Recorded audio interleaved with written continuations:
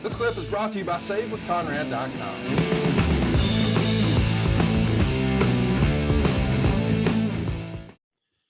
So let's talk about the legendary meeting. This is broken down in Jericho's book, and as I think everybody remembers, he was unhappy with his creative and the way the whole Bill Goldberg thing had been played out. He had sort of created an opportunity for himself out of thin air, and WCW would not go with it. So he realizes, man, there's a ceiling here, and he's probably grateful for the opportunity to be on TV and get the experience and make more money than he's ever made. But he wants to get to the dance, and everybody knows in that era, it's the World Wrestling Federation. So as the story goes, the meeting happens at Vince's house, and he's wearing extra schmedium shirts, trying to look bigger than normal. Got lifts in his shoes, trying to look bigger than normal because he thinks that's what Vince wants. And it was, as the legend goes, Vince Shane, Vince Russo, Ed Ferrara, and Bruce Pritchard, and of course yourself, you're all there at Vince's house waiting on Jericho to arrive. What was the conversation like before he got there? What were people thinking of him as sort of a preconceived notion of what Jericho would be like? Well, the common question was, you want a cup of coffee or a Diet Coke? Mm. Everybody was somewhat reluctant to say what they thought. That's my take on it. And others in that meeting that are still around would say, you know, that's not really accurate, JR. But I came out guns blazing. I said, this is as far as my roster and my job, he is a high priority. And I think a lot of the guys are just kind of waiting around to see what Vince's take was going to be. But that was a common denominator in that era. A lot of guys just wait to see what Vince's reaction is going to be, and then they declare if they're what side of the aisle they sit on. So, but it was just casual. You know, we were probably talking about other things as much as Chris at that time. We didn't have a big meeting, a big, you know, quorum or whatever you want to call it, to discuss how we're going to get in this conversation. So, but they knew my feelings on it, and I was a little headstrong as always. And I went out on the ledge and said, if we don't hire this guy, we're nuts. You know, and I think one of the reasons he didn't get his break in WCW was because the guys at the top of the card didn't want to compete with him. That's my take on it. He's a hell of a worker.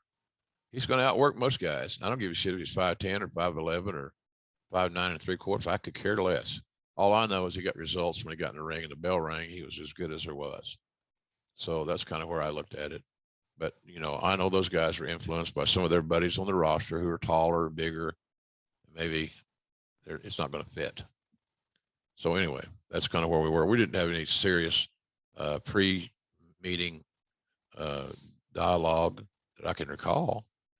And of course, as the legend goes, he winds up sitting in on a booking meeting. And if he wasn't happy with his creative in WCW, that's probably a smart strategy, just to see that, right, you know, here's a peek under the hood at what our creative process is like. And Chris even writes about there being a funny moment when I guess Vince's housekeeper brought a plate of brownies in there, and it was maybe a test, you know, does he get another brownie? And then Vince got one, and blah, blah, blah. But anyway, it goes well. And you wind up joining Jerry in a secret meeting in Tampa. Jericho described it in his book as he was going to agree to a $450,000 a year contract, which is less than what his WCW offer was, but he knew there was an upside, and he felt like there was a much bigger upside with the WWF than there was in WCW. Do you remember this whole double secret meeting with you and Jerry in Tampa?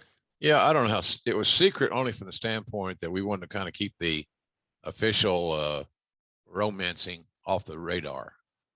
If we're going to bring him in, and we could bring him in as a surprise, it'd be even better for him. And that's what happened there, as we mentioned there in Chicago with that countdown clock, Y2J, whatever it was. Anyway, I didn't know what to expect when we met. I knew that the groundwork had been laid. Vince was just fine with the meeting we had in Tampa, because I wanted to see now what did you think, Chris, of the meeting? How can we make this work? What can we do to get you on the team? You know, what do you need? Because I'll tell you, I can't pay you what they're offering. There's just no way in hell. We can sit here and talk all day long, and we can have breakfast, lunch, and dinner here, and it ain't going to change. But the issue is that the offer we gave him was a lot of money. Yeah. 450K is a good starting salary, especially 20 years ago. Yeah. So I thought we're being very fair, but the key component of that was convincing him that our incentive program, in other words, getting paid on how many on the house, old school, commission, so to speak, a payoff, was real. And I gave him some, without naming names, I gave him some illustrations. This guy has got a $300,000 downside, but last year he made 1.8 million. Or he made, at one time we had 20 something guys on our roster that were making over $1 million. That's incredible. And they got that $1 million number, Conrad, by productivity. They sold tickets or sold pay-per-views or sold merchandise. So I think that was probably the only hurdle that we had to overcome there, that it was really a true payoff system. And but we had a great meeting, he and Jerry and I. He was a fan of the Briscoes and Chris, student of the game, and we both loved him. We thought he could work heel or baby face. I love the fact that he was durable. So it was a great meeting, and soon thereafter, guess what? We signed him when his contract was over, and he didn't renew there at WCW. We closed the deal very quickly. So, are you having any sort of creative discussions with him? I mean, Bruce has always maintained that whenever a talent came in, Vince would always offer nothing more than opportunity. Yeah. So he wouldn't say, necessarily, I'm guaranteeing you X, Y, Z. So we know that wasn't the nature of the conversation. Yeah. But do you remember?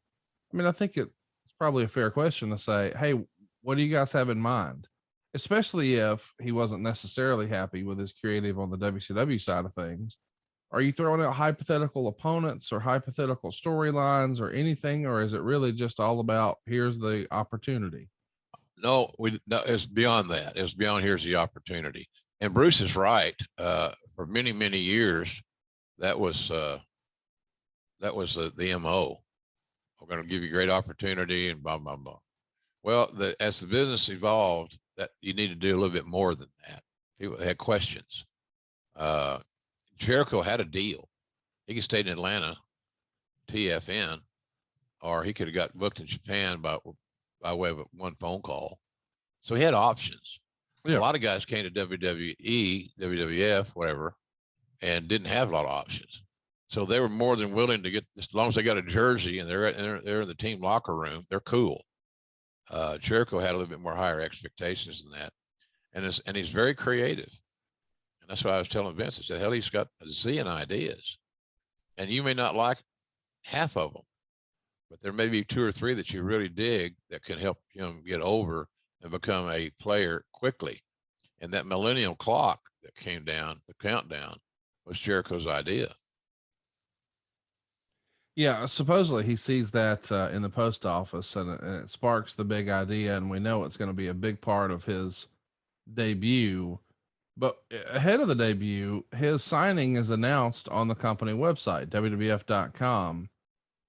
What's the strategy in terms of, sometimes we announce the big signings and sometimes we try to keep it a secret and give everybody a big surprise? Does that simply come down to Vince's mood at the time, or is that a creative decision, or how does that get decided? All coming through Vince. He's trying to serve many masters, build up the WWE.com site, make it more entertaining and more desirable. I didn't like it. I thought we should have kept it under wraps, but we did it well enough to keep it under wraps that nobody saw it coming, I don't think, in Chicago that night. I thought that was a nice surprise. And with a Rock in the ring, cutting one of his, infamous promos, they're always great, entertaining. That's why I said Brian Gewirtz had a lot to do with that dialogue and the producing of that. He's always been Rock's guy and still is this very day. I saw where Brian was going back to, I guess they take the young Rock in Australia. thinking. So anyway, it's up for another season, which is great. But I think that the countdown clock was a brilliant idea. He interrupted The Rock. If that don't put you on the radar, put you in the front of mind awareness of the WWE fans, nothing's going to. So I thought that was a great kickoff for him, and it was his idea. So all of a sudden he sees that my creative ideas are significant and they're being respected and somebody's listening. And that's really what all the talents want. They want somebody to listen, and they want to have they want to have the input on their own creative. And why would you blame them? Why would you blame them? So it was a great night there in Chicago. I remember the crowd. We weren't sure how the crowd was going to react, but buddy, they reacted big time. They were ready for Chris Jericho. Well, hey, it's Conrad Thompson. Thanks for checking out the podcast here on YouTube. Be sure to hit the subscribe button and the notifications bell so you get a notice anytime we upload some new content. And go save yourself some money right now. If you're in a 30-year loan or you have credit card debt, it's not a matter of if I can save you money. It's a matter of how much. Find out right now for free at SaveWithConrad.com.